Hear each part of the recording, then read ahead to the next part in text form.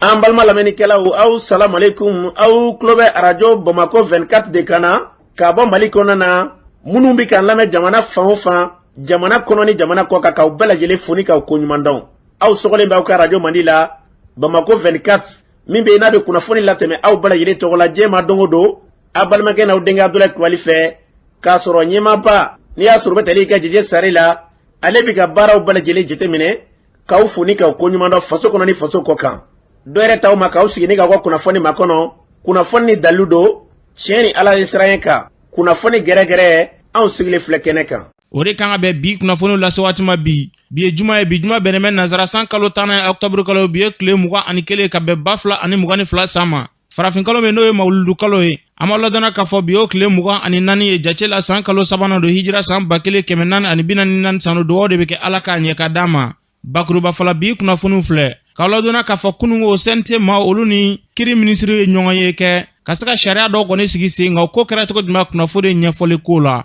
fo ka taa se 9e arrondissement polisilakaw olu ye tɛgɛ kɛ zone 2 bɔ ɲɔgɔn la yirala k'u kun ye miliyɔn 9 k'o suɲɛ o ko kɛra cogo jumɛn kunnafoni ɲɛfɔli ko la yɛlɛma kɔni bɛ ka don jamana sariya suma la o baaraw bɛ sen na hakili jagabɔ bɛ ka kɛ kulu ni kulu fɛ o baara in kun kan kunungo fara ɲɔgɔn kɛla kunnafonidilaw ka soba kɔnɔ kunnafonidilaw yɛrɛ dama ni ɲɔgɔn cɛ o ko kɛra cogo jumɛn kunnafoni ɲɛfɔli ko la Dramane Doumbia ni bɛɛ b'a fɔ ma ko Dɛkɔrɔ n'a hakili b'a la ale minɛna sibiri don su ka dugu jɛ kari la 16e arrondissement polisilakaw fɛ o ko kɛra cogo jumɛn kunnafoni ɲɛfɔli ko la ninnu de bɛna kɛ kunnafoni la kumaba ye ka fara kunnafoni kan lase ma o denkɛ n'a balimakɛ fɛ Sidiki Kulibali Ala k'a ɲɛ ka d'a ma kunnafoni an b'a daminɛ k'aw ladɔnniya k'a fɔ kunungo fara ɲɔgɔn ba kɔni kɛla CNT maaw olu ni kiiritigilamaw ni ɲɔgɔn cɛ fara ɲɔgɔn ye kɛnɛ kan o ye sariya dɔw kɔni sigi sen kan bolokɔrɔta baara kɔni o kɛra sariya sen n'u kun kan wulikajɔ kɔni kɛla ni ka se ka o sariya ninnu dɔw don ba la n'i y'a ta k'a lajɛ jamana foroba ca a yɛrɛla ko yɛlɛma dɔ kɔni donna o baaraw la maakura minnu n'olu bi taa olu siw yɛlɛma dɔ donna o la jango maa minnu yɛrɛ fɛnɛ bɛ yen nɔ n'olu bi baara in na n'olu kan ka taa sɛgɛlafiɲɛbɔ la a yɛrɛla ko yɛlɛma dɔ donna olu fɛnɛ ka baara la ni baara in bɛɛ lajɛlen kɛnɛ kan kiri minisiri Mamadou Kasonge ale tun b'a kɛnɛ kan a ye dakuruɲɛ 2 min fɔ an ka lamɛn. Collectivité territoriale o fonction publique a organisé len do i n'a fɔ état ka fonction publique donc o fonction publique kɔnɔna na a yɛrɛla k'a fɔ pour que i ka se ka kɛ fonctionnaire ye i si kan ka san 18 sɔrɔ maintenant ni concours bɛ kɛ donc si hakɛ dɔ de bɛ yen ni tɛmɛn'o kan i tɛ se ka a don a la bilen o limite kun ye san 32 min ye catégorie C ta ye san 35 min ye catégorie B2 ani B1 ta ye et san 40 min ye catégorie A ta ye maintenant fonction publique kɔnɔna na mɔgɔ bɛ taa retraite la si hakɛ min na dɔ farala kan ka kɛ san 65 min ye catégorie A ta ye donc tɔw fana ta fɛngɛra ten donc san 3 farala bɛɛ kan donc n'o kɛra il fallait que san 3 ka fara bɛɛ fana kan min ye condition d'accès ta ye donc c'est comme ça que fonction publique kɔnɔna na minnu tun ka limite d'âge kun ye san 32 ye olu kɛra san 35 ye minnu ta kun ye san 35 ye a kɛra san 38 ye minnu ta kun ye san 40 ye a kɛra 43 ye donc o tun kɛra fonction publique d'état la il fallait que fonction publique des collectivités territoriales fana na o ka kɛ donc o baara de an bɔra k'o kɛ donc o b'a yira k'a fɔ an ŋaniya ye ka Mali denw bɛɛ kɛɲa chance ko la baara kɔnɔna na donc o fana bɛ jeunesse fana dɛmɛ pour que u ka se ka baara sɔrɔ a ɲɛma parce que mɔgɔ caman kun tɛna se ka concours kɛ bilen mais ni loi in tali sababu la o bɛna to mɔgɔ caman bɛ se ka concours kɛ ka baara sɔrɔ. Ni tun bɛ tali kɛ kiri minisiri la Mamadou Kasonge a y'a fɔ cogo min na jamana ka ɲɛtaa bɛ sɔrɔ sira o sira fɛ yarabi Ala k'an bila o sira kan kunungo o CNT kelen kɔnɔ sariya kura fɛnɛ sigila sen kan n'aw hakili b'a la jamana minisiriw ka ladala ɲɔgɔn ye sen fɛ u ye sariya sen dɔ kɔni sigi sen kan k'a yira k'a fɔ ko polisilakaw kɔni olu bɛna fara sɔrɔsilakaw kan o baara min n'a kɔni kun fɔra loi in kɔni a dala CNT maaw ɲɛkɔrɔ min bɛ tali kɛ Abubakar Sidiki Fɔnba ale bɛ ɲɛfɔli k'an nin ko in na an ka lamɛn. Bɛɛ b'a dɔn k'a fɔ polisiw ta in kɔni an y'a laɲini a diyara an ye wa an b'a dɛmɛ sabula nin ko in tɛ dɔwɛrɛ ye comme militarisation min fɔra mɔgɔ ma fɛn minnu faamuya a tɛ polisi ko dɔrɔn na an bɛ se k'a fɔ n y'o layidu fɔ aw ɲɛna ko ni Ala ye bi don ɲuman yira an na n'an b'a kuma ban bi le 20 donc a kuma bannen nin mɔgɔ min yɛrɛ votera ye projet o projet nana o mɔgɔ ma vota ye maa 100 ani maa 11 de votera ye alors que an ye vote o vote kɛ sɔgɔmada in na o si ma tɛmɛ maa 100 ani maa 8 kan donc o b'a yira ko bɛɛ sɛbɛ don o la min kɔni bɛ ɲini an balima politikɛlaw fɛ an ye laɲini minnu kɛ o ye min ye transposition ye ka bɛɛ ka hakɛ d'i ma i ni min ka kan o ka d'i ma diplôme min b'i bolo o diplôme jala o ka di ma mais an bɛ se k'a fɔ ni kɔni nin ye polisiw faralen ye militaire kan a ye ministre yɛrɛ ka foli mɛn ko soba dayɛlɛlen filɛ u bɛɛ ka na polisiko kuma kɔni k'a fɔ ko u bɛ paramilitaire ani protection civile o banna bi pewu min fɛnɛ banna polisikɛ kɔni n'a fɔra k'i bɛ théâtre d'opération na e tɛ i ka ɲɛmɔgɔ i tɛ relevé la bilen i bɛ bila chef d'état-major ka hukumu de kɔnɔ min bɛ armée ɲɛfɛ donc parce que armée baara bɛ kɛ n'o ye min fɛnɛ banna pewu syndicat ko kɔni a bɔ jɔlen nin k'a fɔ k'an bɛ communiqué ni fɛnw kɛ ko mana wuli kibo kɛ syndicat ko banna président b'a promulgué dɔrɔn baara tɔ nɔgɔyara depuis loi in votera ka ban ko nɔgɔyara ka ban disposition bɛ ta n'o fɛnɛ bɔra yen a ka yira bɛɛ la k'a fɔ ko nin ko in ma dabɔ ka polisi dɔw ka hakɛ minɛ o la bɛɛ ka hakɛ de ka kan ka di i ma n yɛrɛ y'o fɔ ministre ɲɛna n k'a b'u rassurer ni kan jumɛn a ye bɛɛ rassurer a y'u hakili sigi k'a fɔ ɲɛna nin ko in ma dabɔ ko binkanni ka kɛ polisiw kan a ma dabɔ ko k'u ka hakɛ minɛ o la a dabɔra bɛɛ k'i ka hakɛ sɔrɔ wa nin tɛ polisikɛ ka baara minɛ a la i n'a fɔ maaw b'a fɔ cogo min mais polisi kɔni n'i taara i yɛrɛ sɔrɔ kɛlɛ kɔni kɛnɛ kan i tɛ polisi ka hukumu kɔnɔ bilen dɛ mais nin fɛnɛ la a b'a to kalan min n'u kan k'o kɛ u b'o kɛ polisikɛ fɛnɛ minɛ min bɛ di sirasiw ma nin fɛnɛ o minɛ kelen bɛ d'a ma parce que u bɛɛ bɛ fɛngɛ kelen na donc baara in ye baara ɲumanba ye minnu bɛ kalo kan na ko démocratie ni polisi tɛ taa an bɛ leçon de d'u ma u tɛ démocratie yɛrɛ kɔrɔ dɔn démocratie minnu ni jamanaw b'u gosi n'a ye o ye faransi ye ni faransi ka armée tɛ faransi bɛna molobaliya k'anw na yan cogo jumɛn démocratie min bɛ yen n'o ye États-Unis ne b'a ko ye pays démocratique ye ni États-Unis ka armée tɛ a bɛ taa bin Iraki kan cogo di n'i y'a mɛn an b'a fɔ Irisi n ko armée de don donc u ka fara ka miirinasiw feere maliyɛnw ma ko démocratie ni armée ko tɛ taa démocratie yɛrɛ sigilen yɛrɛ de bɛ armée kan ni armée t'i bolo taa i jɔ ko foro b'i bolo kɛ dɔ b'i gɛn ka b'i ka foro la n'i y'a mɛn civil b'i sigi ka kuma dɔ fɔ n ko sirasiw dɔ bɛ k'i la kɔlɔsi n'i y'a ye an ka sirasiw bila ko civil k'u ka kuma fɔ n k'u bɛ yen de donc diɲɛ dugu o dugu pour que a ka kɛ sirasiw de b'a kan fɔlɔ bɛɛ de ma les forces de défense et de sécurité an filila an yɛrɛ ma de ka polisiw démilitariser ka na an da don kuma caman na n'i y'o de bannen marifa bɛ militaire bolo u bɛ d'u ma donc sisan u bɛɛ de kɛra kelen c'est des frères d'âme et puis ni yɛrɛ de ka ɲi ha kɛlɛ la renseignement nafaba b'a la aw bɛɛ b'a dɔn k'a fɔ polisiw fɛnɛ renseignement na o fɔrɔlen b'o la ka tɛmɛ hali sirasiw kan donc o la ni u bɛ don renseignement militaire kɔnɔ pour que ko caman bɛ yen an ka se k'o fɛnɛ kunbɛn wa u bɛ se kow ɲɛɲinini na nin b'a to hali ni an nana baara kɛ kosɛbɛ kosɛbɛ a b'a to kɛlɛ bɛ ban polisi non seulement a b'a ka baara kɔrɔ kɛ mais a bɛ kɛ terrain fɛnɛ kan ni tun bɛ tali kɛ Abubakar Sidiki Fɔnbala CNT maa dɔ don a y'a fɔ cogo min na fɛn fɛn dagadanga jamana na yarabi Ala k'an bila o sira kan n'an bɔra ye yɛlɛma kan ka don jamana sariya sunba la o sɛbɛn kunfɔlɔ kɔni bɔra kulu ni kulu bɛɛ lajɛlen kɔni bɛ ka hakili jagabɔ kɛ a ko kun kan kunungo kunnafonidilaw farala ɲɔgɔn kan hakili jagabɔ kɛ u kan ka se ka hakilina minnu fara ɲɔgɔn kan u ka yeta ye juma ye an ka Banjugu Dante lamɛn hakilina min bɛ anw na a kan o ye 4 ye fɔlɔ an yɛrɛ bɛɛ ka jɛ an ka fara ɲɔgɔn kan an ka hakili jagabɔ a kan an jɔyɔrɔ ye mun y'a ko la filanan ni an y'a hakili jagabɔ a kan anw yɛrɛ bɛ mun fɛ a ka d'an ye a ka kɛ cogo di o proposition an ka jɛ ni o ye an k'o fɔ n'an y'o proposition kɛ an k'an gɛlɛya cogo bɛɛ la an bɛ bɔ salle in kɔnɔ waati min na mais mɔgɔ o mɔgɔ ye acteur média ye a ka fɔ k'an bɛɛ bɛnna fɛn dɔ kan sama-samani ni fɛn tɛ min na an bɛnna min kan an ka bɔ n'o ye naaninan ye min ye an bɛna fɛɛrɛ jumɛn tigɛ walasa kunnafonidilaw bɛnna min kan o ka don jamana sariya sunba kɔnɔna na o ka se ka ta ba la jamana ɲɛmɔgɔw fɛ an ye texte in bɛɛ lajɛ n'o ye avant projet ye constitution de 92 an y'o lajɛ hali tentative wɛrɛ minnu kɛra pour que ka constitution révision kɛ ka kɔrɔ n'olu ma se ka sira sɔrɔ an ye baara kɛ nin gafe ninnu bɛɛ ye kunnafonidila kɔrɔbalenw b'a la a jeunes b'a la minnu ye ministère kɛ ka tɛmɛ u b'a la u ye jɔyɔrɔba kɛ jamana kɔnɔ u b'a la hakili caninen don u bɛ baara in dɔn kosɛbɛ olu bɛɛ lajɛlen b'a la o proposition ninnu kɔfɛ salle kɔnɔ yan mɔgɔ si ma bɔ yan k'a fɔ ko aw bɛnna min kan k'an ma jɛ n'a ye o ye fɛnba ye donc sabanan min bɛ yen fana an bɛnna kan ko in bɛna laseyɔrɔ la cogo min na ko commission ka baara kɛ k'a sɛbɛn o propre ka di maison de la presse ma maison de la presse ɲɛmɔgɔ u ka gafe k'a la k'a ci commission de la rédaction ma k'a ci ministère de la communication na k'a ci HAC la k'a ci primature la k'a ci présidence la k'a ci CNT la ni tun bɛ tali kɛ maison de la presse ɲɛmaaba la Banjugu Dante yarabi Ala k'an ka jamana basigi ni k'a kolosuma n'an bɔra ye 9e arrondissement polisilakaw olu kɔni tɛgɛ kɛ zonba kule 2 la a yirala k'a fɔ k'u ka baara tɛ dɔwɛrɛ de o tun bɛ fɛɛrɛ de kɛ ka maaw ka bitigiw kɔni ka se k'olu dakari wulikajɔ kɔni kɛra 9e arrondissement commissaire n'a ka cɛdenw fɛ ka se ka tɛgɛ kɛ nin maa 2 la kunnafoni ka fɔlɔ k'u ye maa dɔw ka miliyɔn 9 kɔni k'o ntaraki o la yaasa ka pereperelatigɛ d'a ma Dawuda Jara n'o ye 9e commissaire ye an k'ale lamɛn u ye Sulemani Traoré o de ka magasin dakari a ka alimentation magasin ani échange monnaie bɛ kɛ yɔrɔ min na sera maya kana fɔ an na k'u ka magasin Dakar la ka taa n'u ka wari in bɛɛ lajɛlen ye miliyɔn 9 ye an kɔni tora ɲinini na fo ka taa fɔ le 10 octobre fayiri da fɛ 3h du matin lieutenant Madi Boye ko n'a ka cɛdenw u ye dankari kojugukɛla ninnu na u nalen daliya kisɛ minnu tun b'an bolo a sɛgɛsɛgɛli ma taa yɔrɔ jan u ye jɔnwala fɔ ko wari minnu taara Sulemani Traoré ka magasin na olu de y'a ta o kɛlen k'o fɔ an ɲɛna an sɔrɔla ka nɔbɔli kɛ ka t'u ka kɔrɔlenw bɛɛ la sa kɔrɔlenw de y'a to an y'a dɔn k'a fɔ u ye cani caman don o ma ko commerçant kojugukɛla ninnu u ka ko dannen tɛ Bamako dɔrɔn ma u ye cani kɛ Kajolo u y'a kɛ Segu u y'a kɛ hali jamana kɔ kan Algérie b'o la Gambie b'o la Sénégal b'o la u jɛɲɔgɔn dɔw bɛ yen minnu ye kojugukɛla ɲɔgɔn ye olu yɛrɛ bɛ an bɛ don min na bi ka fɔla kaso la Sénégal police de proximité ka polisi ka baara gɛra sigida mɔgɔw la o faamuya la an b'a ɲini fɛ a la population fɛ u ka dɔ fara o sankɔrɔta kan halisa n'o kɛra o de b'a to an ka se ka dankari kojugukɛlaw n bɛ se ka ladilikan mun fana di diɲɛ kɛlen bɛ a b'a fɔ mun ma ko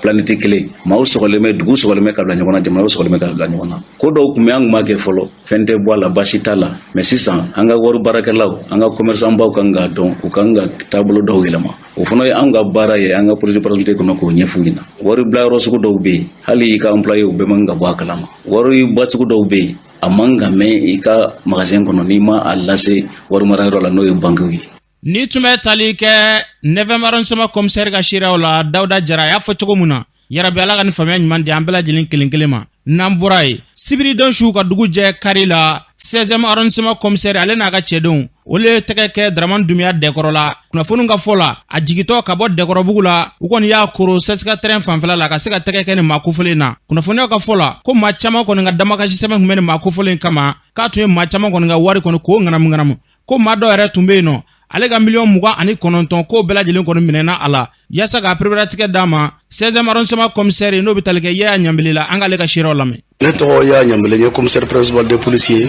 Dɔngɔrɔ ko ne m'a daminɛ bi parce que Dɔngɔrɔ tun ye mɔgɔ dɔ yɛrɛ b'a dɔn a tun tɛ se ka minɛ facilement ten parce que mɔgɔ don a tun taara yɔrɔ dɔ sigi n'u b'a fɔ Dɔngɔrɔbugu ni polisi kɔni wulila i bɛ civil la o i bɛ tenue na o polisi gendarme fɛn fɛn bɛ yen fanga tigilamɔgɔ k'i bɛ taa yanni ka se o y'a sɔrɔ a informé la a bɛ tunu caman yɛrɛ tun bolo ko pouvoir de bɛ sɔrɔ a bolo denmisɛnninw de sannen tun b'a bolo minnu kɛlen don ka yɔrɔ bɛɛ minɛ i kunda Dɔngɔrɔbugu kan dɔrɔn a bɛ informé donc a tun ye o système bila sur place o de y'a to a minɛli tun gɛlɛyala kosɛbɛ fanga tigilamɔgɔw bolo donc ne kɔni ma découragé ne tora k'a filer ka infiltré jusqu'à ce que Ala nana kɛ samedi su ka dugu jɛ dimanche la le 16 4h waati parce que mɔgɔ dɔw a tɛ bɔ ni dugu tilafɛla tɛ su araba congé de la a bɛ bɔ n'a bɔra a bɛ ka taa ci minnu a b'olu kɛ sinon a bɛ a ka yɔrɔ la a tɛ bɔ ni mɔgɔ kan ka yɛlɛ ni a ma écho di mɔgɔ ma i tɛ don Dɔngɔrɔbugu i tɛ se a ka so donc Ala y'a kɛ a jiginna a n'a a complice dɔ tun don n'o ye Aïdara ye parce que Dɔngɔrɔ tɔgɔ bɛ ka fɔ ka caya mais mɔgɔ caman tɛ ka Aïdara lakodɔn Aïdara de tun bɛ chargé ma ka vidéo la a n'o de minɛla ɲɔgɔn fɛ plainte caman tun bɛ ne bolo mais plainte kelen bɛ o tigi ka wari tun bɛ taa fo 29 millions a kɛlen ka dɔn ko bɛ ne bolo a ye se ka mɔgɔ dɔ don ne n'a cɛ k'a bɛ wari sara dɔɔni a b'a kɛ tan ne ko non ne tɛ don la a kana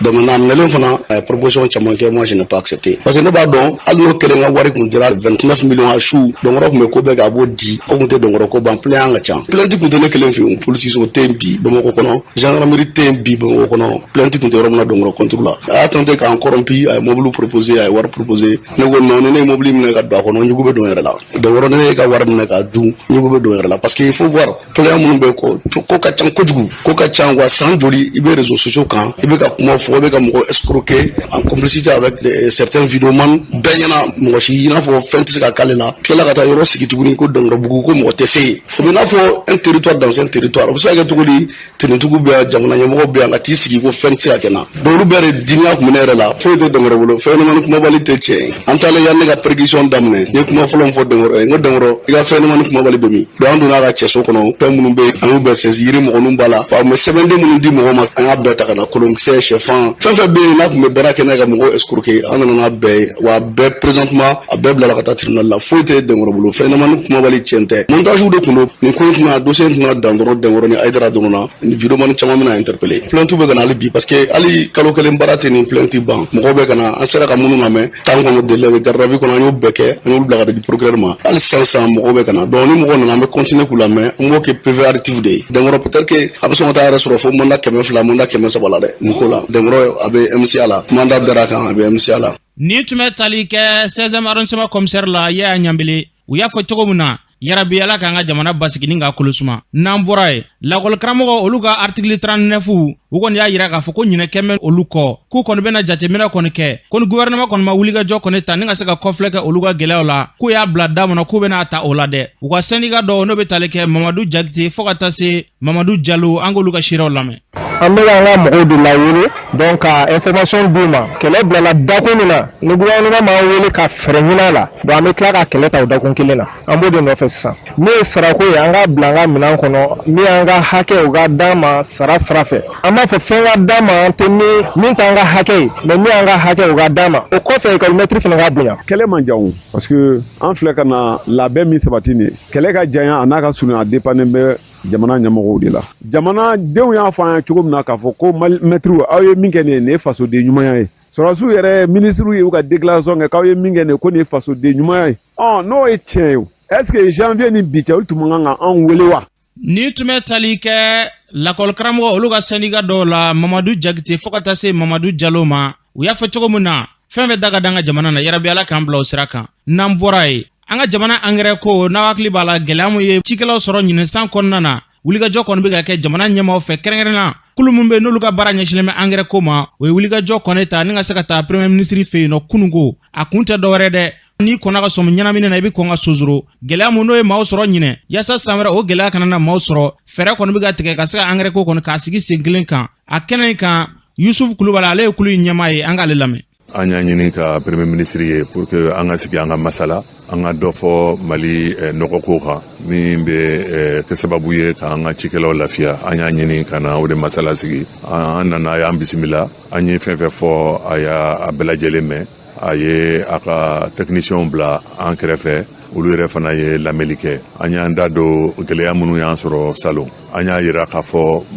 ko caman ɲuna k'a da Ukraine kɛlɛ kun an y'a yira la k'a fɔ ko Ukraine kɛlɛ tɛ an ka engrais ko gɛlɛya ye salon an ka engrais ko gɛlɛya yɛrɛ sɔrɔla min na an ye an da don la an y'o de ɲɛfɔ an y'a fɔ a ye k'a fɔ Ukraine kɛlɛ kun kan k'a sɔrɔ sugu dira sugu min kun kan ka di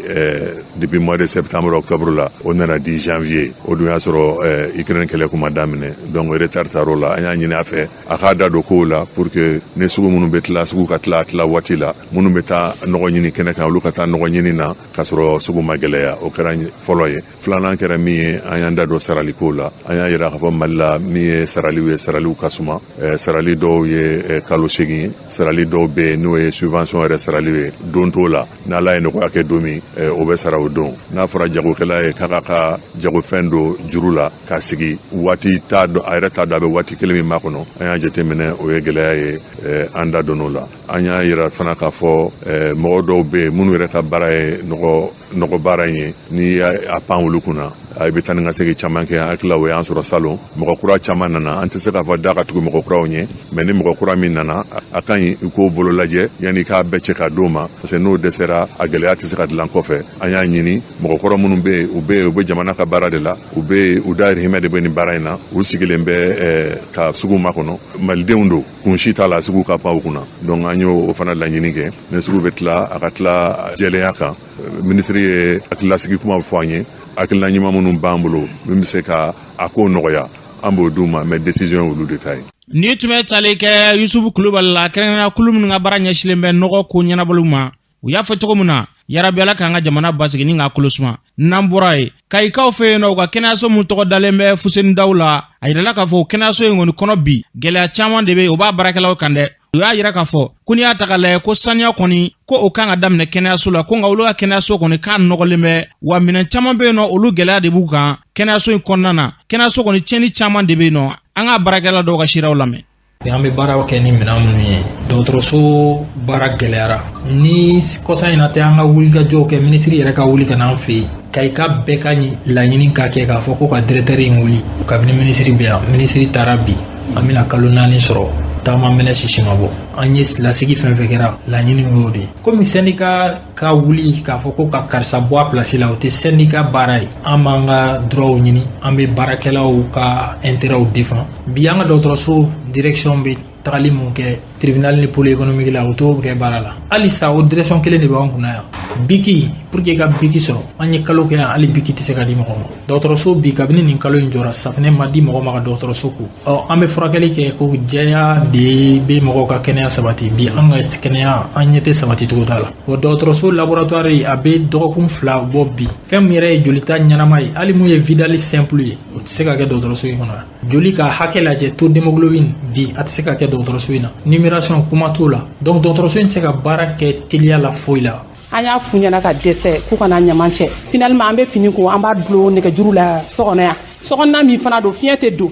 ventilo t'an bolo an ye ventilo bɔn kɛ san 1 an ye bɔn min sɛbɛn la an t'a da dɔn yɛrɛ a ka ca bɔn 5 ye san 1 an ma ventilo sɔrɔ mɔgɔ minnu bɛ opéré opération finiw an b'olu le ko fini in fana fɛn sugu bɛɛ b'a la anw b'o de kɔnɔ la yan nɔ an kɛnɛ an t'an ka hakɛ foyi kɔnɔ hali n'i bɛ mɔgɔ sara normal la a bɛ baara la yɔrɔ min na anw bɛ risque de la denw b'an bolo cɛw b'an bolo an bɛ se ka taa ni microbe ye ka taa bila an bara vraiment anw b'o baara de la anw tɔɔrɔlen don dɛ hali n'i banara pour que a y'i ka fura sɔrɔ k'i yɛrɛ furakɛ n bɛ fini ko yɔrɔ min kɔfɛ a porte wo a y'a lajɛ sa bɛ don a fɛ fɛn kuntaga ye olu kana de fagara yan est-ce que kana kan ka ye hôpital kɔnɔ yan ka faga mɔgɔw yɛrɛ bɛ sa yan u bɛna fɔ an ye a y'aw kɔrɔsi dɛ an ye fɛn dɔ ye aw minnu bɛ yan nɔ kɛnɛma mɔgɔw tɛmɛtɔ koko kɔfɛ olu de b'a fɔ an ye k'u ye sa ye kɔfɛ k'an k'an kɔrɔsi tuma bɛɛ an yɛrɛ bɛ omo san 120 an yɛrɛ poste kɔnɔ wari la o bɛɛ ye baara kanu de b'an na n'a kanu t'an na an b'a bila an b'a kɛ fana mɔgɔ minnu bɛ opérer olu fana ni de gulonnen bɛ anw na dɔw de lalen bɛ tabali sanfɛ a kan ka opérer a mago bɛ fini la est-ce que n'an ko k'anw tɛ baara kɛ 120 fɛn kunkɔrɔ o tigi ka sa o bɛ lakali cogo di belekan min bɛ ne bolo k'a ɲɛse transition ɲɛmɔgɔ ma u k'i filɛ anw u ka i kɔfilɛ anw na n'i y'a mɛn ɲɛmɔgɔ kɔmɔgɔ de b'i la dɛ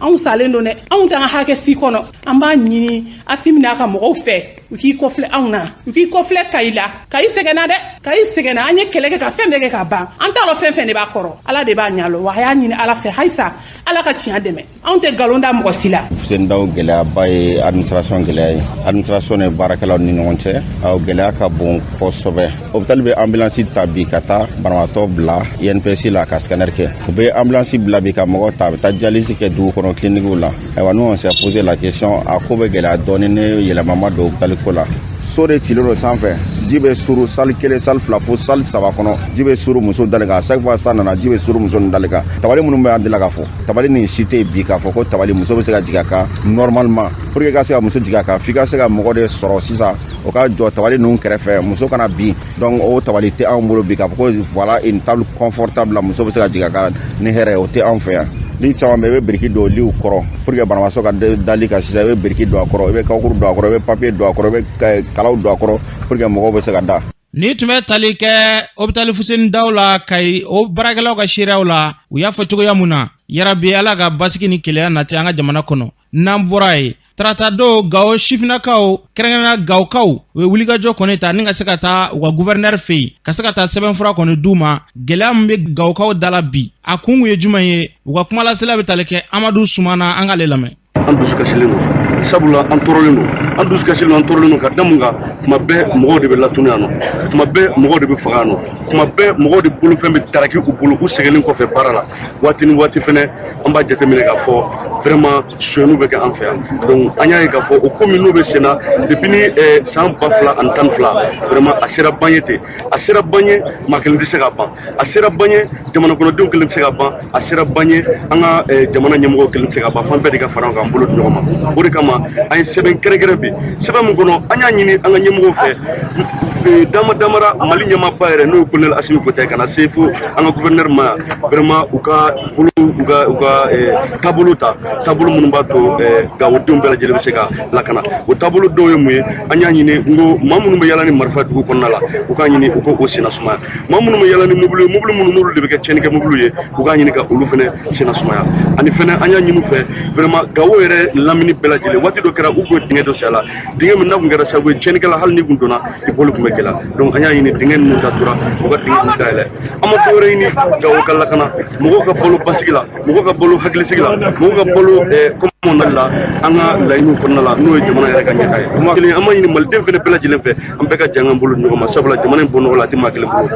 Ni tun bɛ tali kɛ Gawkaw fɛ yen nɔ Amadu Sumana gaw gouvernora kɔnɔna na o y'a fɔ cogo min na yarabi ala k'u ka laɲiniw sabati n'an bɔra ye lafiyabugu kaburudon o gardien kɔni y'a yira k'a fɔ ko degun b'olu dala bi dɛ ko ɲama kɔni k'u ta mɛ olu ka kaburudon dalala kɛ ɲamafiliyɔrɔ kɔni ye an ka gardien dɔw ka siraw lamɛn. Malaw ɲama tun ko ɲama ko in de vraiment anw baarakɛlaw an ye degun sɔrɔ la fo k'a dama tɛmɛ an ye degun sɔrɔ la fo k'a dama tɛmɛ est ce que b'a dɔn sira min filɛ nin sira in yɛrɛ kun tigɛla ala ni ɲama fɛ a bɔgɔ duruduru maa si tɛ se ka tɛmɛ a yɔrɔ fɛ f'an ye da in tugu ka tila ka na da in dayɛlɛ. kaburudon in ale jɛlen don a tɛmɛ tɛmɛ o kaburudon bɛɛ lajɛlen kan mais ka na ye ko nɔgɔ de tɛŋunen don o la hali sira yɛrɛ min hali mɔgɔ min bɛ na ka na wasu sira yɛrɛ tɛ sɔrɔ ka don kaburudon kɔnɔna na kaburudon kɔnɔna na tiɲɛ na o ye fɛn min tɛ bɛn o fɛ.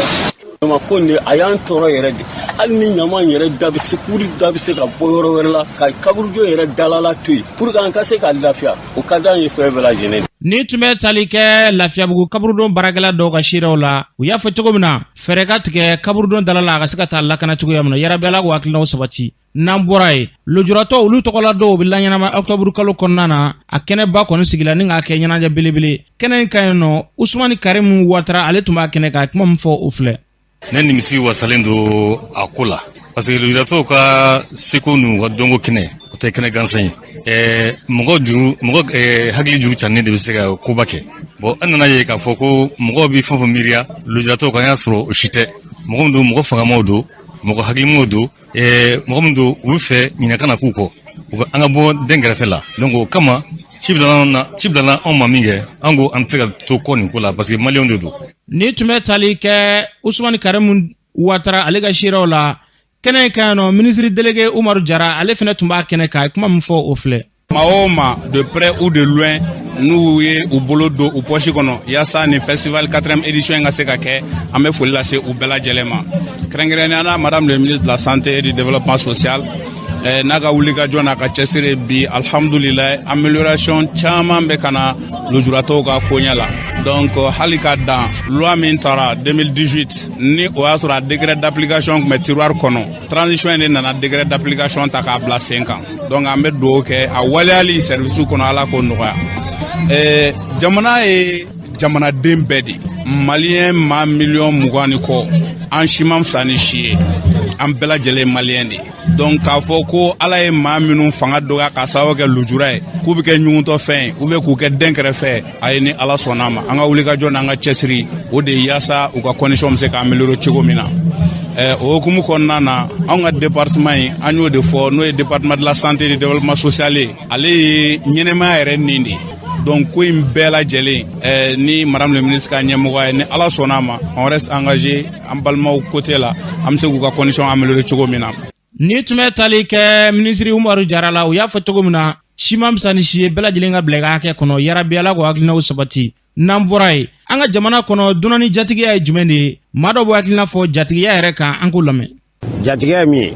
n'i nana ne fɛ a bɛ k'i ɲɛna k'a fɔ ko i bɛ san 20 na san 100 ne ka so kɔnɔ foyi t'i jɛ i tɛ dunan ye n b'i bonya i bɛ n bonya sisan jatigiya an b'a kɔnɔ mais i bɛ dɔ mara mɔgɔ sɛbɛ tɛ an yɛrɛ lamɔna cogo min ne k'i b'i den lamɔ bi o cogo la o bɛ taa k'i du jɔ i bolo e jatigiya ye mun ye an tun tɛ dunan dɔn ka bɔ dugulen na bɛɛ ye kelen ye mali kɔnɔ n'i nana an fɛ yan n'an ka dun o de bɛ mali kɔnɔ yan hali bi o bɛ yan biɲɛ bɛrɛ gɛlɛya b'an fɛ yan nka mɛ hali bi o bɛ yan o ye jatigiya fɔlɔ ye maliyɛn sigilen b'o de kan e m'a ye hali sa tuma bɛɛ u b'a fɔ ko jatigiya wa jatigiya kɔrɔ de y'o ye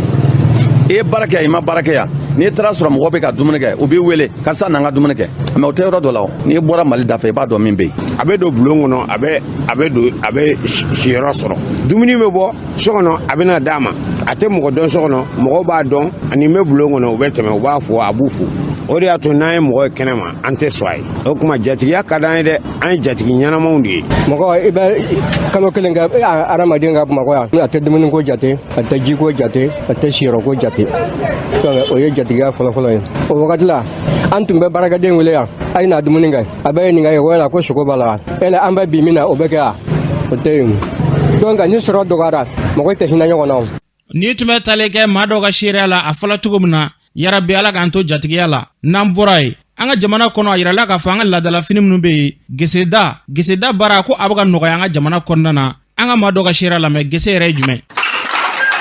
gese fe mi anga dambe fe ne lo anga dambiro ni gese kunte fini kunte yere donc fini te ni fini te ndo ya da ante sto ko ji o gese an dambe yere folo la gese na amba dan ambe fe na fa basorala messa ana fa ka dogo aka gele dogo mo were ta san tukuni ko aseni ka dogo kwa ibe barala atika sa ebabla kuma be ka tunu ni asan nani ni objectif minta ka dali fini ka don anga fini be ke fon fena fini de touche be ke fon fena dali fini ne ka objectif ka touche kola pour que ka nga farafia la sinsi alhamdulillah mo chama mina artiste kunda mesika amaduni mariam cité mesika sia yata bare cité idrissa smoro ramses damarifa tonti fc akacha mali dali fini Burkina dali fini Côte d'Ivoire la Guinée Afrique do o fini doni o jarane muna parce que yere don de kadne ne wolola yere don de kono ne parent ko jonatige la ni yere don ibe ki yere fenfe ibe ki yere mogo befe yame wali taw fene be jayi donc o de kama ne ba anga dali fini do kayira mogo la anga ka an yere ka fendlale u fe bari nan kero lu fe ame valeur do ala farafiuno o kana anga la da fini uta no ya ta abe ambe nafa abe farafin be nafa anga la da korono no ya ta do abe ambe nafa mo kelen ta ta bertariro fasutariro ni fasutata abe fasori nafa ni tume talike madoga shirala uya fotogo muna yarabi ala kan yere nambura meta jamana ko ka sira siribe mumbe bulu Karamɔgɔ Sidiki n'i ka yamaruya an bɛ taga Burkina Faso dipakaw bɔra tarata don ka nisɔngoya taama kɛ taama in kun tɛ dɔwɛrɛ k'u b'a fɛ k'u ka ekɔliso k'olu ka dayɛlɛ minnu kun datugura insécurité ale kama n'an bɔra yen an bɛ taga Niger karido mugujugu dɔ kɛra sababu ye ka muso 2 ka olu bɔnɛ o ni na difakaw fɛ yen nɔ n'an bɔra yen an bɛ taga Éthiopie kɛlɛ ale kɛra sababu ye ka maa 2,000,000 ka olu de wuli ka bɔ u sigiyɔrɔ la o ni maa ba caman ka kɛ sababu ye ka gɛlɛya lase olu ma n'an bɔra yen an bɛ taga Chad kunu alamisa jamekaw fɛ yen nɔ nisɔngoya taamaba kɛra nin yɔrɔ in na taama in kun tɛ dɔwɛrɛ k'u b'a fɛ ko camancɛ fanga ko ale janyana k'u b'a fɛ ko président ale ka wuli ka bɔ yen nɔ nin taama in kɔnɔna na taamadenw olu ni ba polisilakaw karila ɲɔgɔn na o kariɲɔgɔnya senfɛ maa 50 ɲɔgɔn olu de bɔnɛna o ni na ni maa 50 la yɛrɛla o ko finitigilaka maa 10 ɲɔgɔn ko olu tun b'a la karamɔgɔ Sidiki ɲɛ min sɔrɔ ni tun y'o ye sira siribe y'a fɔ cogo min na yarabe ala ka basigi nati mali ni diɲɛ jamana bɛɛ lajɛlen ni ɲɔgɔn cɛ